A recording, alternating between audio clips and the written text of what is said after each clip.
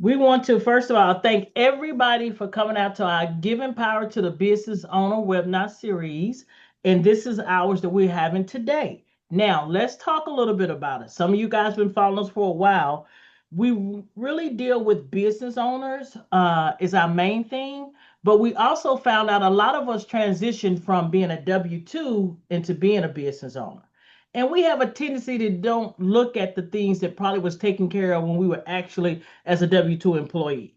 That is why this is important. Some of those things could be, how do you actually set up where you can have your money saved of what you're working for towards your retirement, towards your goals or what you want to do for college. All of this stuff can be played out as a business owner, but most of us do not know how to do that.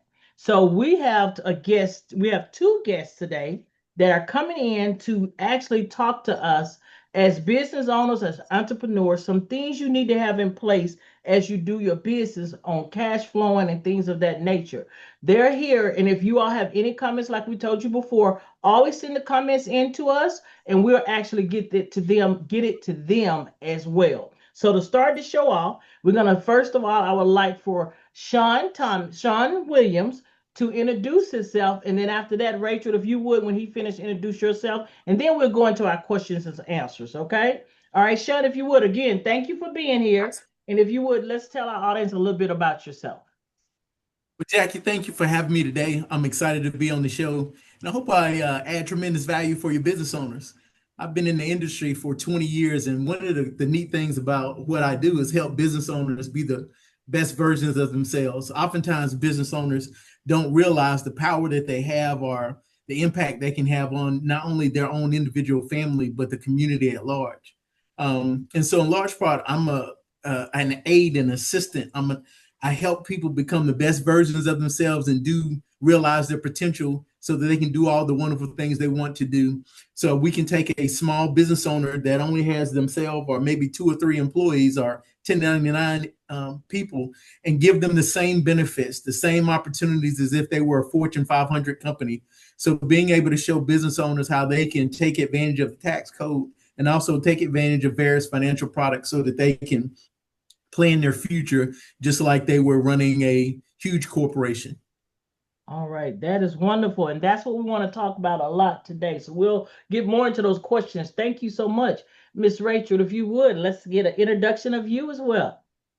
Sure, absolutely. Shawn did a great job at summarizing what we do, but my background is mostly in real estate investing, wholesaling, flipping, all that fun stuff. So my goal is to really connect with business owners as well as real estate investors and being a guiding light for them and how to maximize the use of their money and all of their other resources. So I'm hoping we can definitely dish out some really good, helpful tips today. Okay, great. Again, thank you for being here as well. And both of you are, we are really excited to have you guys with us today. Something we've noticed as loan brokers, and I know we've had some discussions of this, is that we un we don't see what a business owner understand cash flow. They have a little struggle of what that works. And I wanted you to give like some strategies you could recommend for managing cash flow and ensuring the liquidity of their business. Can you give us some pointers on that? Definitely. Having cash flow is the heartbeat of the business. Everybody wants not only to survive, but to actually thrive. And being able to handle the cash flow or whenever you set up your cash flow system, that's the most important thing. And so, first of all, what you want to do is set up a set of circumstances where you forecast what you're going to have 6 to 12 months out. So if you know what you have coming in, you want to be able to determine, okay, consistently, I have this fixed amount coming in. I have these. And so whenever you can anticipate what you're doing, you want to anticipate it so you can look forward 6 to 12 months out. Second thing that you want to do is you want to segment your expenses.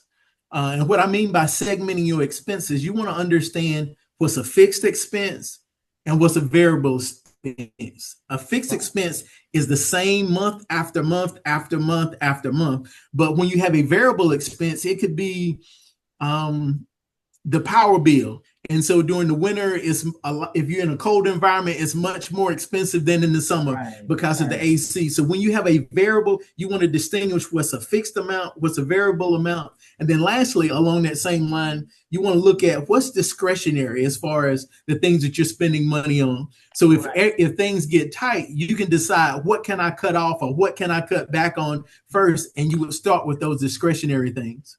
The next step is that you want to create what I call a liquidity buffer or an emergency fund.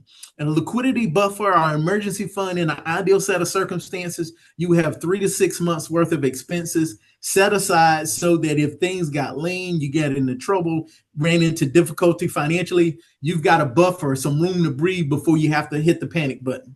Another aspect of it is you want to control your spending by looking at how do I speed up my receivables and slow down my payables. And you want to negotiate what those favorable terms for whenever you're negotiating inflows and outflows. So you want to stay ahead of that. And then third, the next thing that you want to do is just stay on top of it and revisit and review so that you can just regularly to make sure that that cash flow is seamless. Whenever you have issues, a lot of times you didn't plan. And if you don't plan, you plan to fail. And so what you want to do is have a structured plan in place so that you have a better idea so that when difficulty comes, you're in a good place and able to adjust as you need to. Okay. So with that said, a business can actually come to you and you can help get us set up with all these that you're naming. Am I correct? Correct. Okay. Correct. So let's talk a little bit on it because I think you said some really great things as business owners we don't even look at. I think we don't realize, Mr. Shawn, that we can have the same setup a corporation has, but because we're a small business, we're only making $500,000. I don't think we think along those lines. So that's why I thought it was so important. And let me ask you this: so your title? Because people want to look for, we want them to come to you. But will you fall as a financial advisor, or where would you fall at with that? Correct. My title is financial advisor. Okay, compared to a lot of times we just think we have to go to a CPA. Now I know it's a little different, but if you could explain what's the difference of going to a CPA compared to going to someone like a financial advisor like you? Because all we know is mainly CPAs. Okay, so typically I usually partner with CPAs. So from my part, I'll help you with the cash flow, understanding the budgeting. Okay. May have you look at, okay, this is my income. So everybody has income and they got outgoes.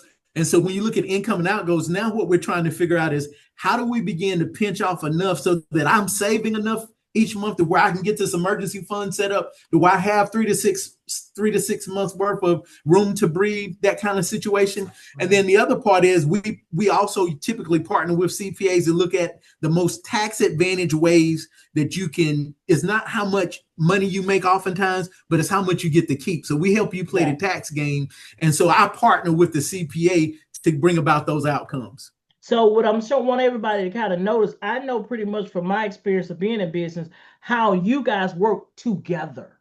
And that's what they have to know. You can't just have, if your business is growing, now, Mr. William, you tell me if I'm wrong, but if your business is growing and your revenue is growing, at some point you can't just have a CPA.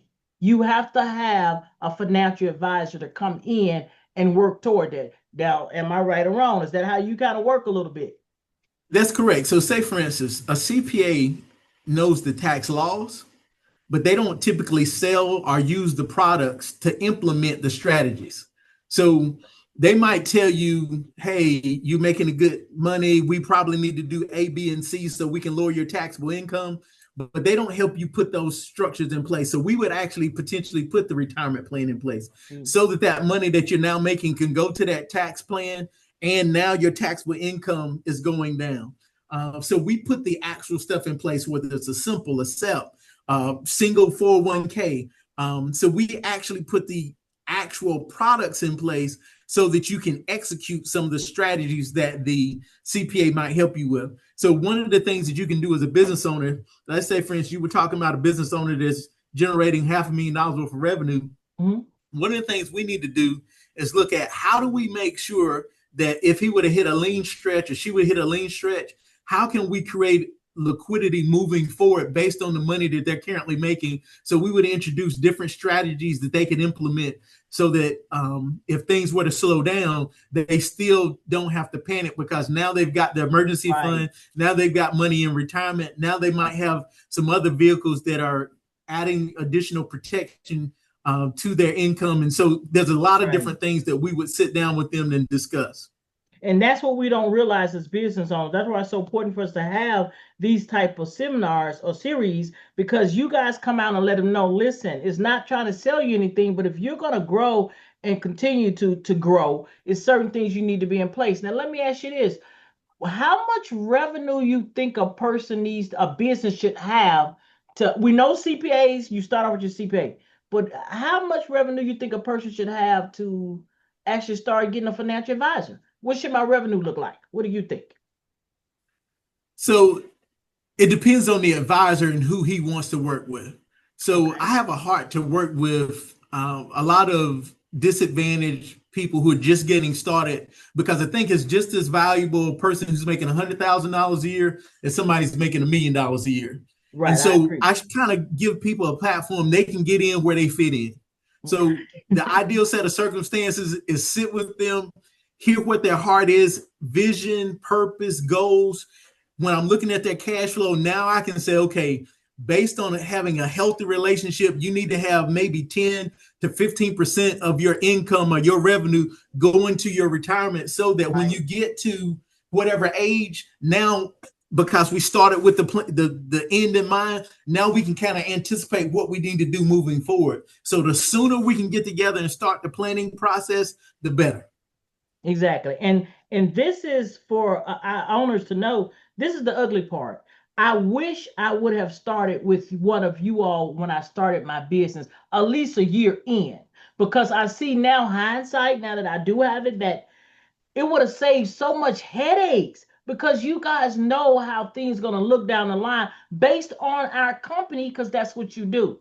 So I really want, and we're really pushing it for people to at least reach out and see what you can do for them.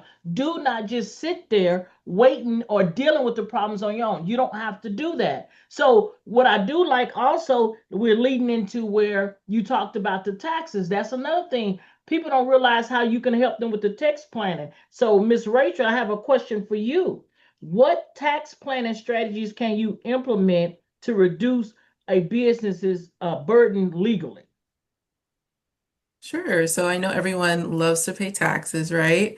But we don't give tax advice, but we do specialize in strategies that work alongside CPAs or tax professionals, making sure we help reduce taxable income and increasing financial efficiency legally, but strategically, most important.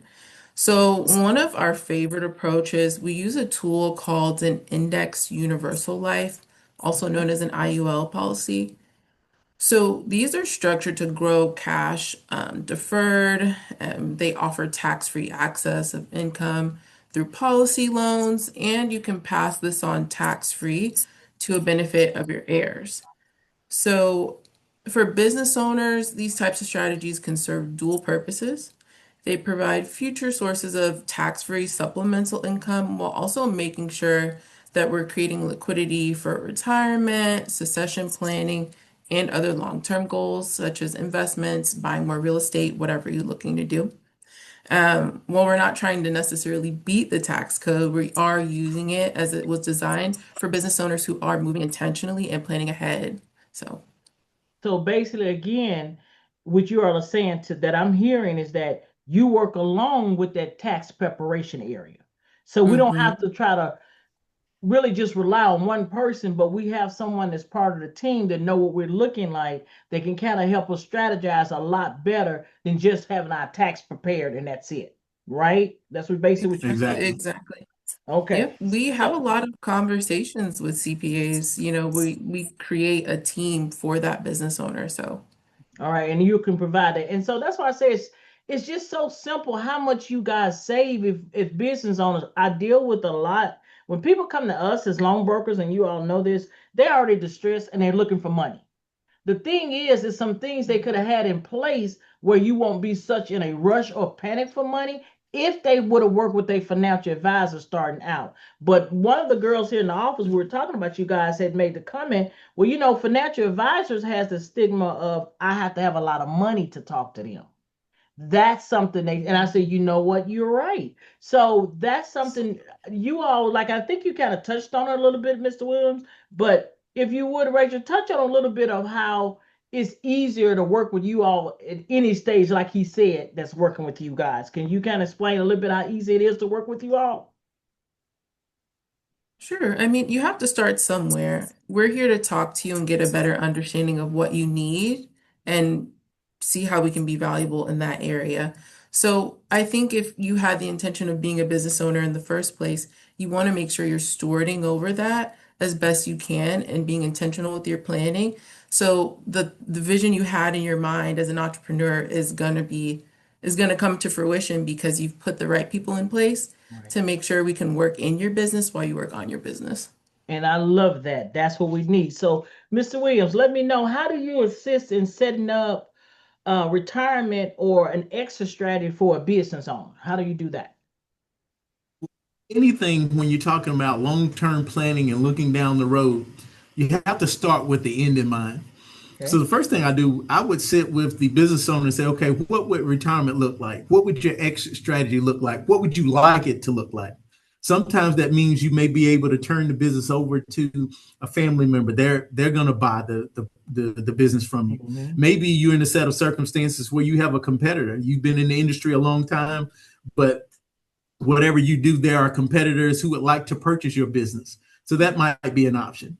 There are some sort of circumstances where people say, you know what, I want to do a partial purchase where, I might only want to work 1 day a week, 2 days a week.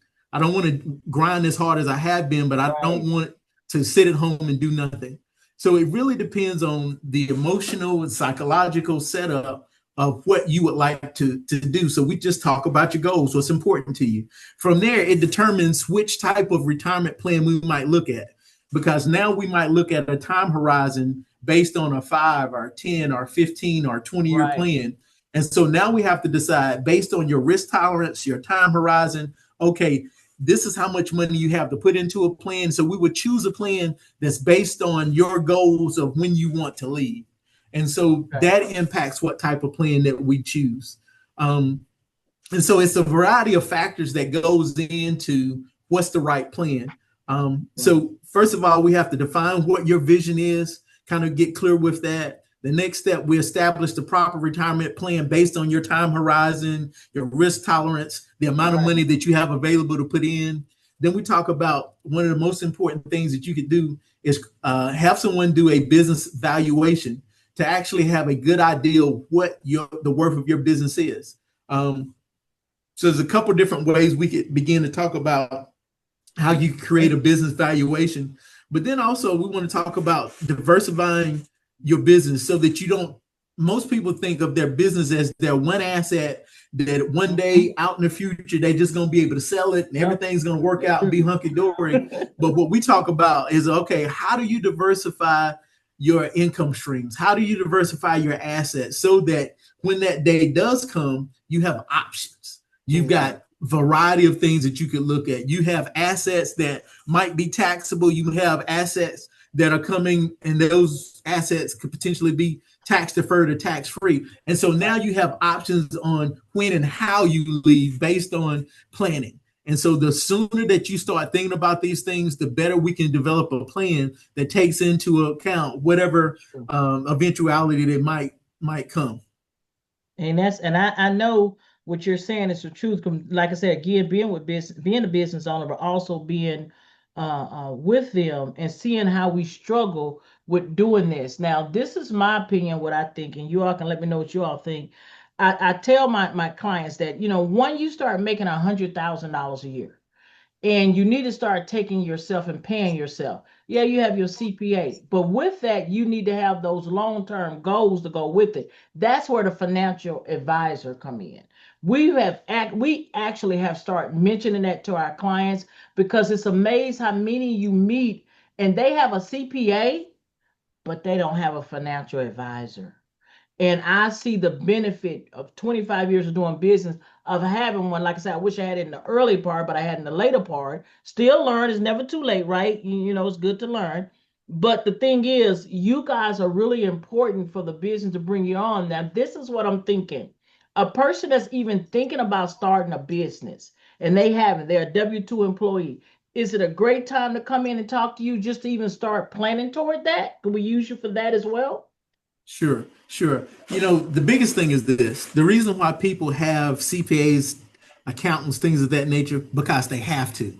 Mm-hmm. And they have to pay their taxes. They want to be good citizens. Nobody wants to go to jail. Right? We get that. But the biggest issue is nobody's looking after you to help you retire. And so because there's no immediate, the government is not forcing you to put money away for retirement. They're not forcing you to strategize for your own benefit and your own future. People don't do it. They And so don't. this is one of those situations where you can sit down and say, okay, how can I pay myself what I'm worth? How can I plan for my future so that when I'm advanced in age, if I want to work, I can choose to, but I don't have to. And Right. so the sooner you can start that planning process, the better. The sooner you can start putting a little bit of money away on a tax advantage platform that is going to grow tax deferred or tax free. And those are the kind of things you need to have those conversations. The sooner you can have those, the better the results, because you have a longer run to allow that money to grow and put you in a position of where you can be in a better place financially. And so the sooner the better on those situations. On those situations. Okay, great. And that's what I think too. So I'm great for that. So talking about planning like, our retirement or let's say succession, because you mentioned like if you want to sell your business or want to leave it, sell it to your family or friends or whatever. This is a question for you, Raychel. How can you help with succession planning to ensure that the business will survive beyond the person? Sure, sure. So succession planning is another intentional set we like to teach all of our clients as well. So it's essential for protecting your business, your team, and your family. So what we do is we help owners design plans that ensure the business survives even when they're no longer here to run it. So Okay. two of the main strategies that we use are buy-sell agreements as well as key person coverage. So for buy-sell agreements, this is a life insurance policy that can be funded by buy-sell agreements. So it's between the partners or the family members, just making sure when the business changes hands, it runs smoothly and it doesn't require the business owner taking out any loans or selling any assets. Okay. So with the key person coverage, if your business relies on you or another pillar in your organization, a life insurance policy can provide the company with immediate liquid funds to cover these expenses. So the time it's going to take to hire a replacement for somebody so important, or even just stabilizing operations in the business, the key person coverage is extremely critical for business owners. But the good thing about these, they aren't just insurance policies, they're actual tools that keep the business operational. We want to keep it valuable, we want to keep it protected. Like Shawn was saying, if you're ever interested in selling the business, having things in place like this could keep your business at the value that it deserves to be. Okay, great. And I think that is something that we all need some direction on. Mr. William, you had made a That, comment about and it made me think about, and I want to ask you, a person, a lot of people now doing businesses, they got their business, but on the side, they have started real estate investment. All right. So I know you kind of mentioned a little bit, but if you could talk a little bit how you guys can help a person that has a business, but now you're doing real estate, then you want to look at investments, then you want to look at doing all this stuff. Because we all talk this talk, but I think we need some help to do the walk. So if you could tell me how you work and help us with that as well. so, as you said before, we want to sit down with the client and really hear their heart. What's important to them? What do they value? Their vision? What do they want to accomplish? And so, in a situation like this, let's say, for instance, you start a secondary business. Your primary job, you're working somewhere, you're doing well with that, but now you say, okay, I want to branch out and do X on the side. Mhm. Okay. Well, one of the first things that makes sense to make sure X on the side, you want to create a separate entity for that instead of it being under your social, under your name, because Right. if something happens there, then they can sue you and come after your assets. And so if you have a different entity, a LLC, whatever makes the most sense, what you want to do is have a separate organization. So if something happens, all of that's tied off under that company and they can't come after you. Okay. Secondly, one of the things that Raychel just brought up is, let's say, for instance, I don't know, you have a business and you have a business loan. Well, Okay. one of the things that you don't want is your family, if something happens to you, whether you became disabled. So now I'm alive, but I'm physically not able to work and do the things that I want to do. So now that loan is still hanging over your head or your family's head, or you die prematurely and that loan is still hanging over your business's head. So one of the things that we do is we would put in potentially disability insurance. We might potentially Mm. put in life insurance. You die prematurely. So now everybody is protected and made whole. Right. One of the things that happens in a business, she was just talking about key persons. If one of the rainmakers, one of the key people in your business that was vital to the success because they're a big time revenue generator for your business and they died prematurely, well, that puts you in the bind. How do you find the next rainmaker? Right. What do you do until you find the next rainmaker? So we can work out a situation where it makes perfectly good sense to where the maybe is part of your income revenue stream. You purchase life insurance for one of these key rainmakers. You don't have to. It's one of these situations where it's discretionary. You get to choose who you do that with. Maybe you just do it for yourself and one of the other key employees that make it happen. Doesn't matter. The point of it is you're thinking ahead. And so there can be cash That's built up big. over it. You can put vesting schedules along with it. Other side of that, if that person does die, you can have it to where there's a split agreement. Part of it might go to their surviving spouse, and part of it comes to the company so that the company can stay afloat financially. And so you have to stress test and look at what are the potential things that could happen and say, okay, what do we need to do so that if the unexpected or the undesirable thing happens, we even have a plan so that we're going to be okay even in those circumstances. Mr. Williams, how long you say you've been doing this? 20 years. And it shows that you've been doing it for 20 years. My gosh, that was a lot. But I know it's things that just some of it I can relate to for us the loan business, like you were saying. But it's so important to have you guys. When we start our business, this is what we talk. You need to get a banker, a CPA, attorney. What's the other thing we supposed to? Someone, but they never say financial advisor.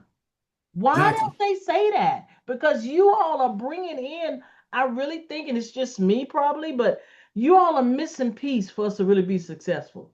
We are breaking our brains, but from the time of meeting the CPA once a year to meeting him again, we are fried trying to figure all this stuff out. So all we have to do is get in touch with you. So if you would if you all could, and maybe Rachel, you as well, let's tell our listeners how they can get in touch with you guys.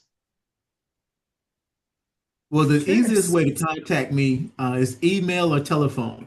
My email address is Shawn, SHAWN .Williams, WILLIAMS at WS Life. That's Whiskey Sierra Life.com. Or you can reach me. It's a San Antonio prefix, but I travel and have clients all over the country. But you can reach me on my cell phone at 210-313-0929. That number again is 210-313-0929, Shawn Williams. All right, Miss Rachel, let's get your information.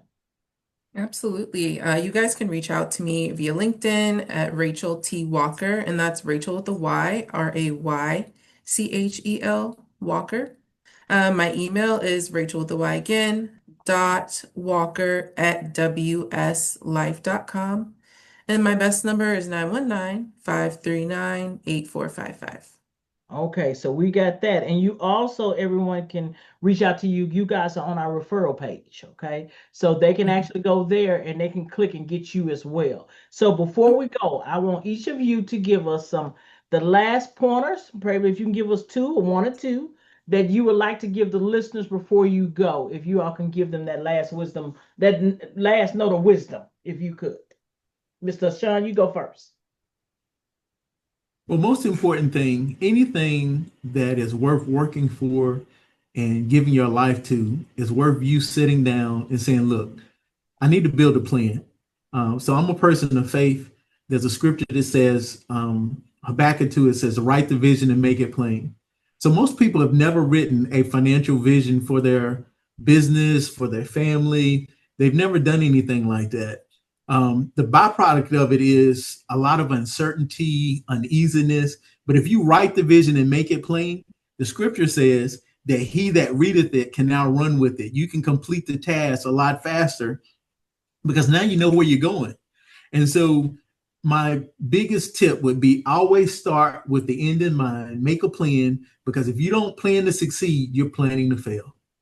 Amen. Amen. All right, Miss Rachel, what's your point to give us? Thank you so much, Mr. Williams, for that.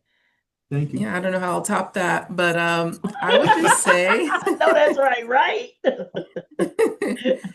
I would say don't be afraid to reach out to us. We're truly here to be your consultant, your personal therapist. We're kind of all in one.